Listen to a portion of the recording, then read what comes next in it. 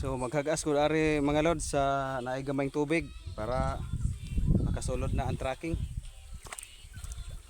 So kuha ni siyang hagasan.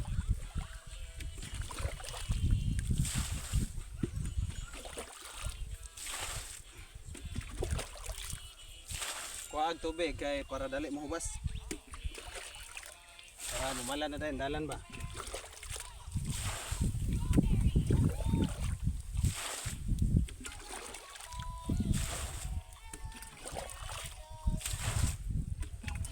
Daghan kay diri mga lods ang patapas nga naundang ang ilahang pagpatapas kay tungod aning kalsada namo nga perting dauma. Ya Marso naman ron. Katinang inita pero may tubig ra gyapon nagpabiling kay tungod manggod nga himbo-bo atong buwan nga pating kusuga atong mga nagligad nga pud nga bulan.